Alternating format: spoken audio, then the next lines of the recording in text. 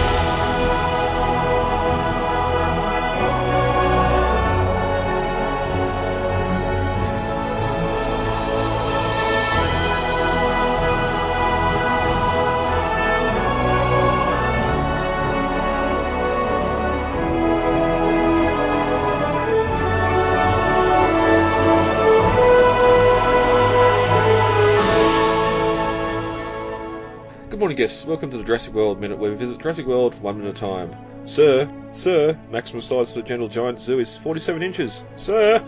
I'm Brad. I'm Dave.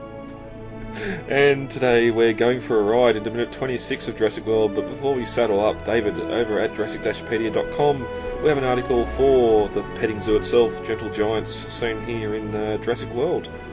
Yeah, this one was one of the first, I almost said episodes, one of the first articles we put up here for Jurassic World when the information first started coming out on the viral site. And so a lot of these early articles, like this one and the one we'll talk about next minute, were kind of those first kind of articles. You can even see here, February 11th, 2015, that we put it up way before the movie even came out. And this one, I mean, we were doing just so many articles that day that it was kind of a blur. I don't barely even remember writing this, but it's definitely one that we could use, or kind of a revamp with some of the more information we've been given about the attraction since the movie has come out. It's one of those things that, I mean, we didn't really copy paste the information, but we used a lot of the information based on the viral site, so there's not a lot of kind of information directly from the movie here. But yeah, look to see this one kind of revamped here in the coming months. Yeah, I'll just see you saying that helmets were a requirement, where I don't think we see any kids with actual helmets on. Yeah, that takes me back February.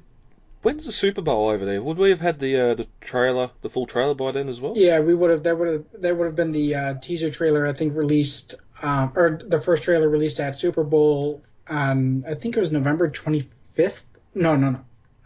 Was it? Yeah, we got a teaser with Thanksgiving. It was Thanksgiving that we got.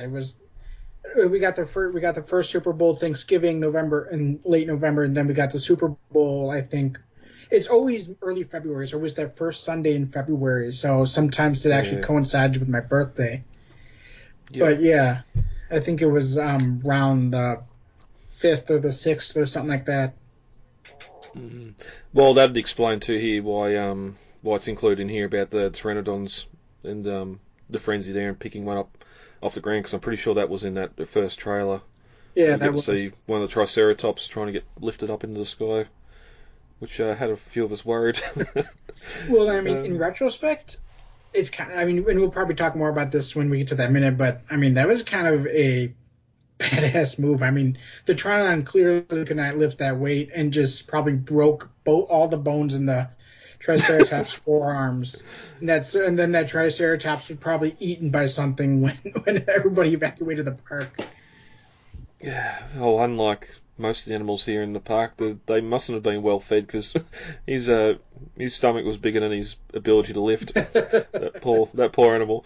It was also good, the fact that the Gentle Giants petting zoo was actually shot at the Honolulu Zoo in Hawaii, and Real Tours got to see a lot of the behind the scenes stuff, and there's been a lot from this set sort of released picture wise. Yeah, we did, and it was another one that they did motion capture with. So this was a scene that and we'll talk about this more in the rest of the minute. Funny seeing the behind the scenes with the kids riding piggyback on guys in motion capture suits and saddles. Yeah, we'll get that, get some of those photos up, but we'll get there. So, yeah, head over to dress-pedia.com for this article and many more on Gentle Giant's Petting Zoo. Yeah, and many more stuff from Jurassic World. They set a trap. They actually set a trap. Dave, ready to get straight into 26? Yep. Last minute, I just escaped the Raptors by the skin of his teeth, and here he asks Leon if he was a new guy, and as minute 26 opens, he asks him, "Did you ever wonder why there was a job opening?" Do we think someone actually died, or do we think he's just pulling the piss here and or just making fun of someone? I think he's definitely screwing with the new guy here. Yeah. I mean, that's what you do when you're on a job. You screw with the new guy. Either Owen or Barry probably would hide his gloves or hide his beanie, you know. Throw his beanie in the raptor pit, and you have to fish it out with a snare pole. Well, it's sort of Chris Pratt's line delivery here. If it's a little bit off, like I don't know if he's just short of breath because what he just done, or if he's just trying to be super serious with how he delivers the line here. Because the fact that they just faced down the Raptors and survived, yes, it's probably going for that moment of levity part. Because he doesn't ask the kid if he's all right. The fact that he just fell from a certain height onto his back, he just sort of makes the joke out of it. Owen's last words to him here: "Don't ever turn your back on the cage," which. This whole time he's been sitting on the green. He's probably a good yard and a half away from the bars, so there's not really any danger here. But we drop down as Owen starts to walk away and see from Leon's level the bars behind him, and there's a raptor snarling at him through the bars. That's Delta. Oh, you're able to identify her. Yeah, I wasn't. she's the brown one with the kind of bluish brown stripes and the scar on her face. Okay. And this is going to be a continuing problem for me doing these minutes off my iPad and not a big screen. It was only from the novelisation that I learnt that it was actually her. But again, not being able to reach through the bars, there's no clawed hand reaching out.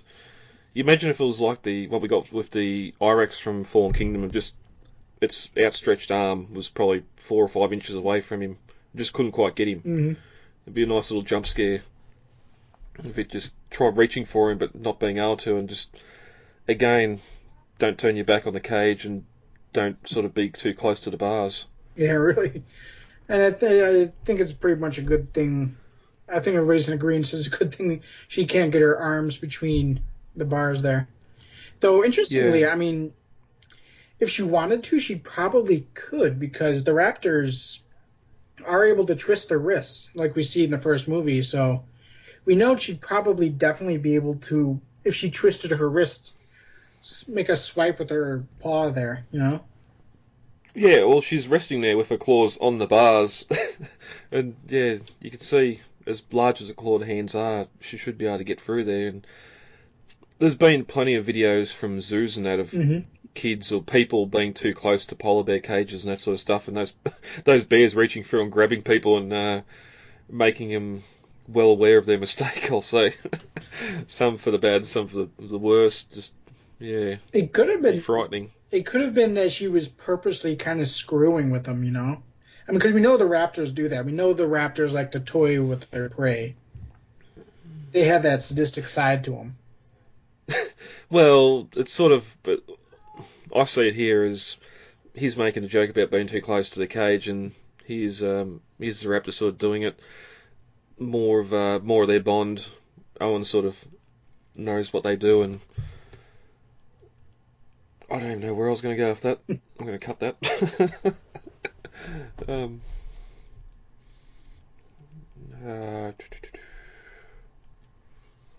It sort of makes it feel like the buddy cop, well, not buddy cop, but they're paired up. Here's Owen, the comedic relief, and here's the raptor looking through the bars to sort of prove what he's saying.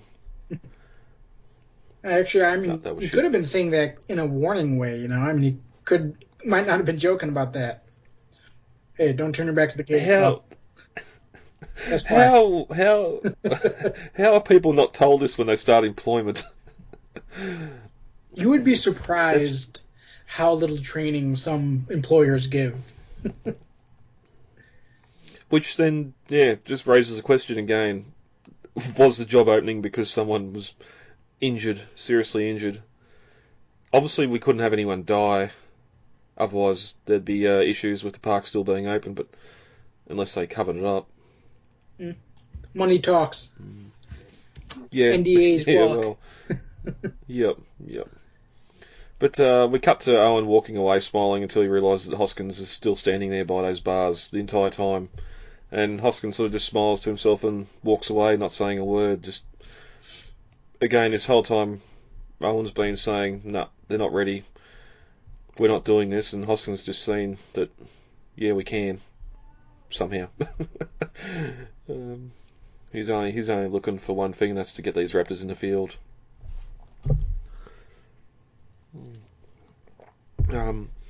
Anything else on the raptors, the raptor enclosure itself? Because we're about to leave for a while.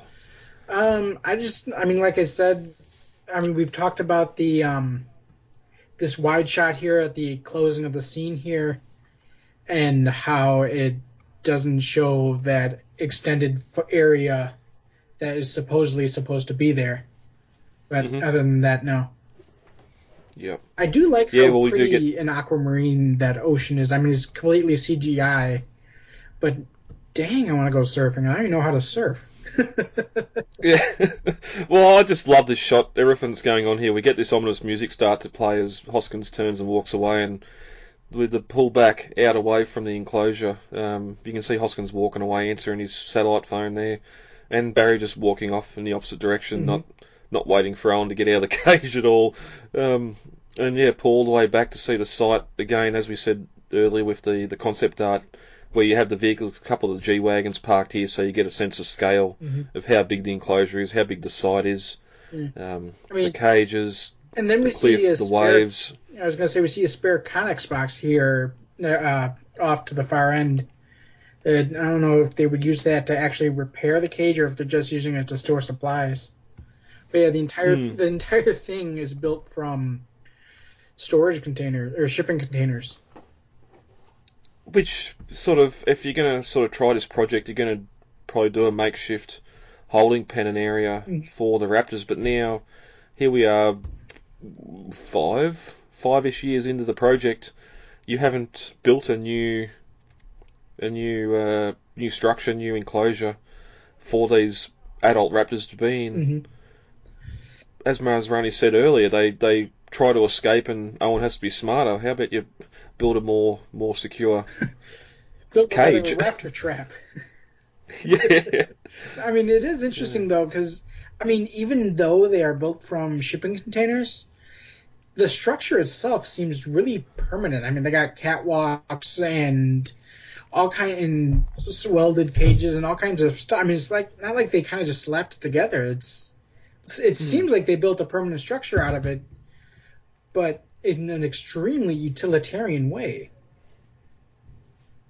What's the time scale? Do we know how long the Ibis, it does say in the Ibis project when it started, didn't it?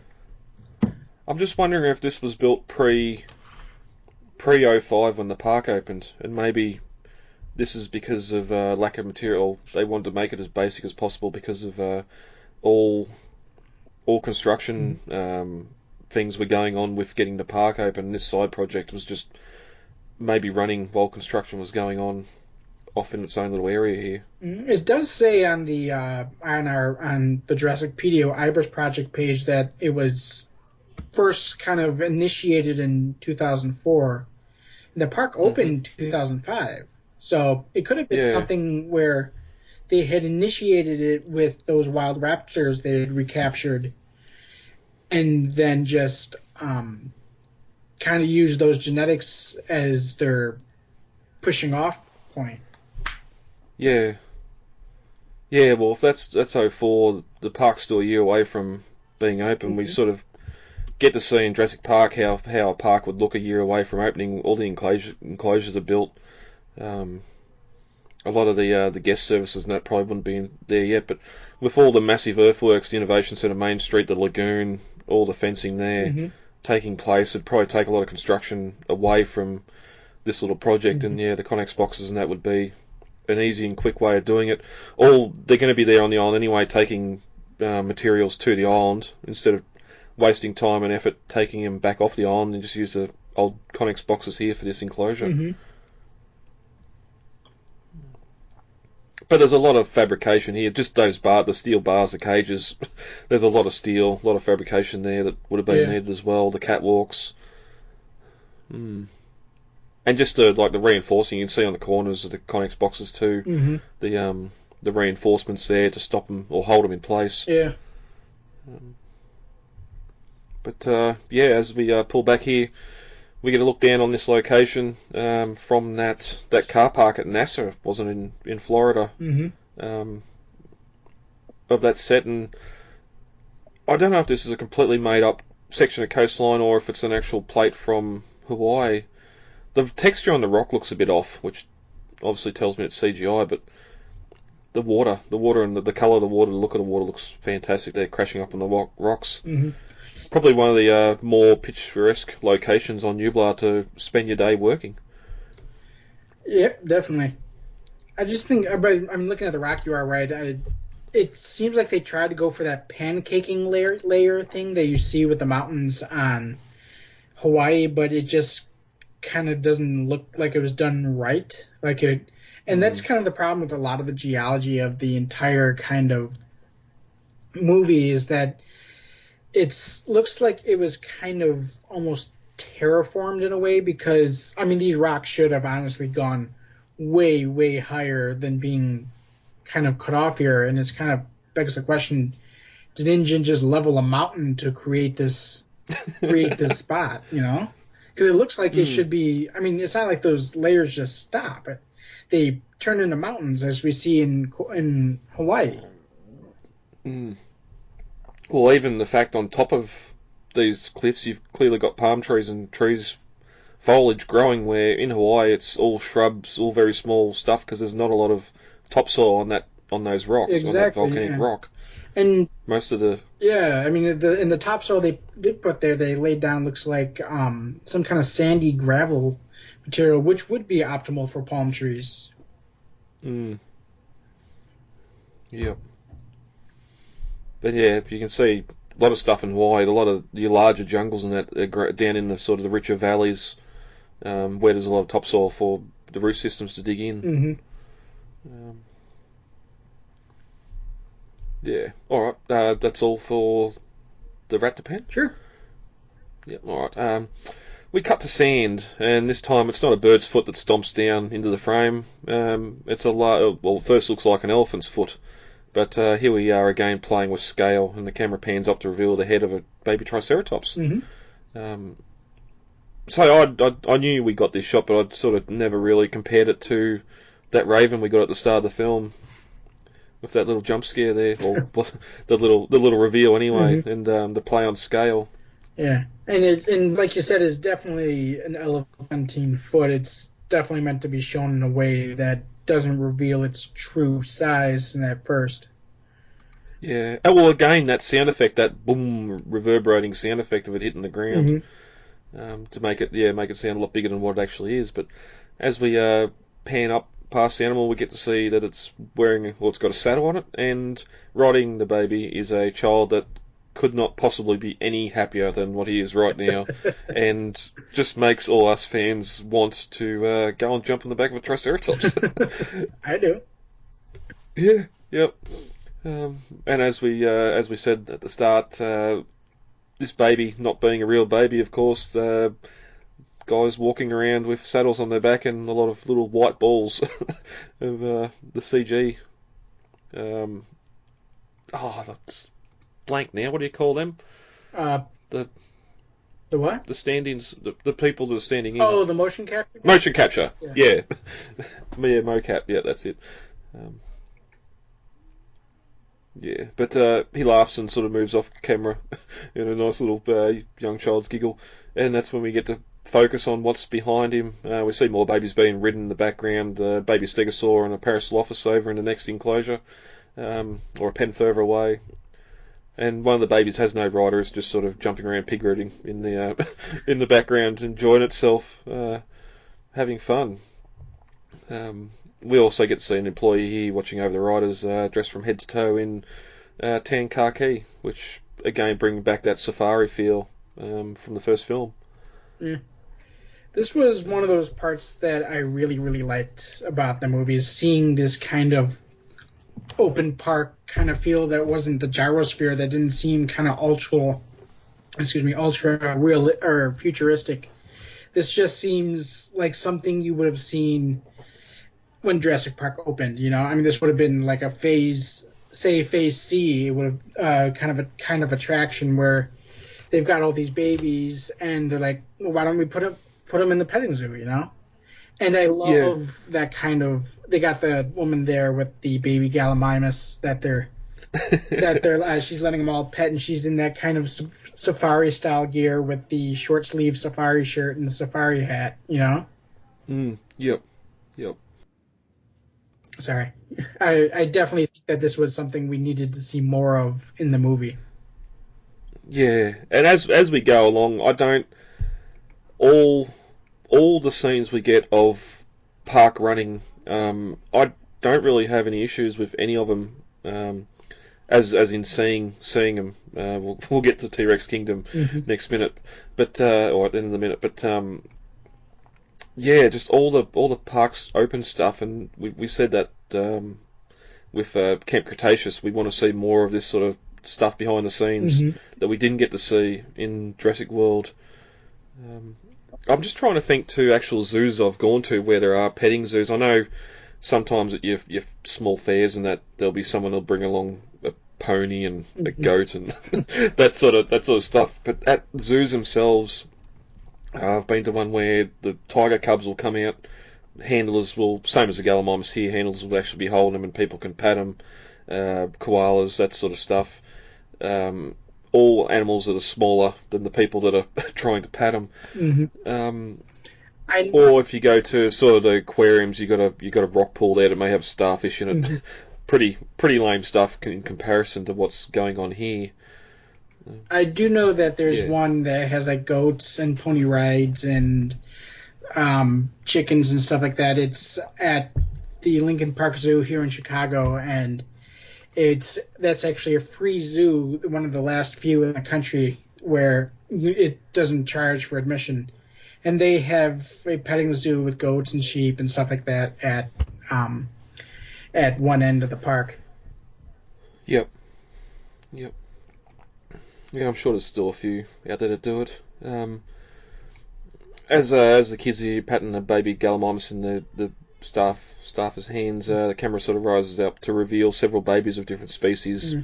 And kids just running everywhere. This is unorganized chaos, pure chaos. There are things, I see a couple of different species I'd never actually noticed on first glance, but I do notice in the background there's a baby Stegosaurus and a baby Parasaurolophus. The baby Stegosaurus is kind of a little bit more colorful than the adult, but is an otherwise kind of perfect miniaturized clone of the adult, which is something that I really don't like, because in Jurassic Park 3, you can see where they have juvenile Stegosaurus and Parasaurolophus, where we also see juvenile Parasaurolophus here. I'll get to that in a moment. But the juvenile Stegosaurus has these kind of, like, they're not fully formed plates yet. They're kind of bumpy and stumpy looking plates. And whereas this one just basically has the fully formed plates of the adult, you know? Yeah. And same with the... Yeah, well, Mike... Sorry, go ahead. Oh, no, you're right. Keep going. And same with the Parasaurolophus. There's an infant Parasaurolophus during the stampede scene in Jurassic Park 3. And these, judging by the look of them, are meant to be the same Parasaurolophus. There's not really any changes to the Parasaurolophus between the Lost World and this movie. But in Jurassic Park 3, we do see an infant, and is again got this stubby little horn on the back of its head. It's not fully formed and curved like the adults, whereas this one has a kind of fully curved horn, kind of like the adult, but miniaturized.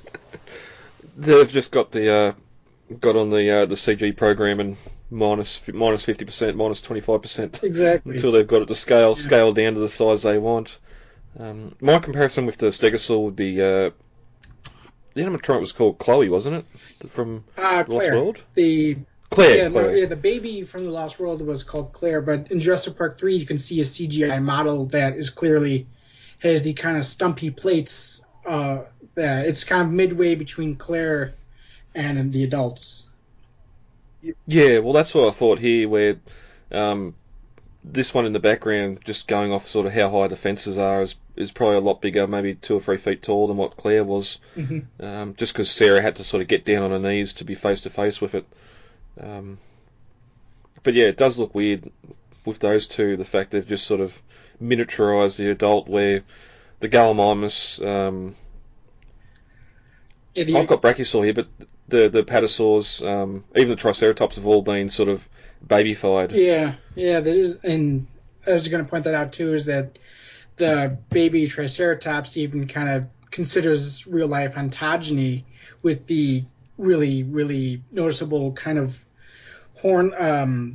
I forgot what those things are on the top of adorning the top of the crest, but also the upcurving, stumpy little horns on the face as well. Yeah, we can't get away from the fact too. This is a straight up callback to the first movie, where in the novel it's Lex riding the baby Triceratops. We finally get baby Triceratops in the franchise. Yeah. Wonder if one of them was named Ralph.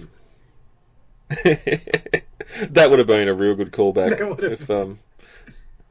if just one of the kids was Ralphie or something. Yeah. So obviously the Stegosaur's over in its own little area. You're not riding that. I don't even think people are going to be in with that. It's going to be more just like we see in a minute with the Apatosaur. Just hold your hand through the cables and feed it. How safe? You can see the kids running around. We've seen the Triceratops before, sort of bucking and running around free because no one's on its back. This has got to be a big liability. It is. I mean, oh, did you mute? No. Oh, really?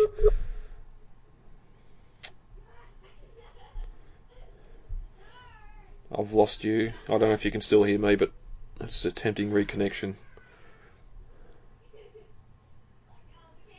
At the same time, the baby's ghost horns pointed in 12 inches long, like they are on the baby Triceratops. My call just dropped out, so I don't know if that recorded. Where did it cut out at?